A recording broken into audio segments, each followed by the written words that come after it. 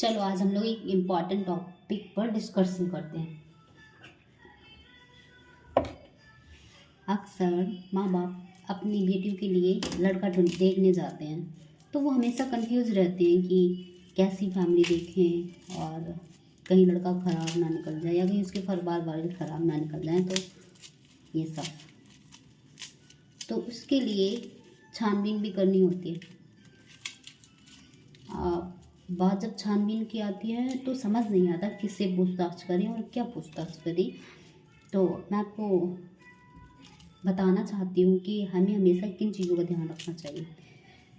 जब भी हम अपनी बेटी के लिए लड़का ढूंढने जाते हैं तो सबसे पहले हमें लड़का और लड़की की कुंडली नहीं मिलानी, हमें लड़की और सास की कुंडली मिलानी चाहिए। नंबर 2, सास अपने बेटे को ज़्यादा इम्पोर्टेंस देती है, अपनी बेटी को ज़्यादा इम्पोर्टेंस देती है, ये देखना चाहिए। क्योंकि जिस घर में बेटियों को बेटों को समान समझा जाता है, बेटियों को, वो घर तो वही सही है। लेकिन जिस घर में बेटियों को ज़्यादा इम्पोर्टेंस दी जाती है, दामाद को ज़्यादा इम्पोर्टेंस दी जाती है, उस घर में आपकी बहू कभी खुशी नहीं रहेगी, आपकी बेटी कभी खुश नहीं रह सकती। नंबर 2, अब जब आप लड़का देखने के लिए गए या अब आपको ये सोचना होता है कि किससे गांव में पूछताछ करें, तो आपको उसी घर के, अगर किसी बेटे की शादी हो गई है तो उसकी बहू से, यानी कि लड़के की भाभी से पूछताछ करनी है।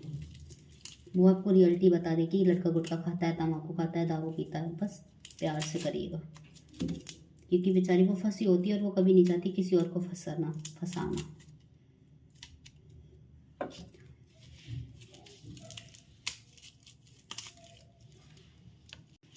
नंबर 3, आपको ये देखना है कि उस घर में सास की ज़्यादा चलती है, ससुर की ज़्यादा चलती है। जिस घर में सास की ज़्यादा चलती है उस घर में अपनी बेटी को कभी भी विदा ना करें, क्योंकि वो अपने पति की तो सुनती नहीं, आपकी बेटी की क्या खाक सुनेगी।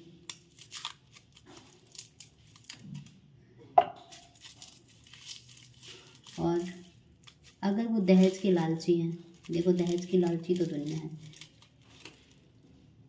ये मानती हूँ, क्योंकि 100 में से 1 ही आधे लोग हैं जो दहेज नहीं मांगते।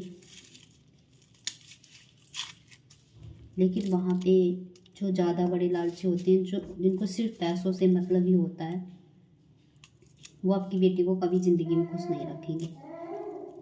इन सब चीज़ों पे अगर आप ध्यान देते हैं तो आप कभी भी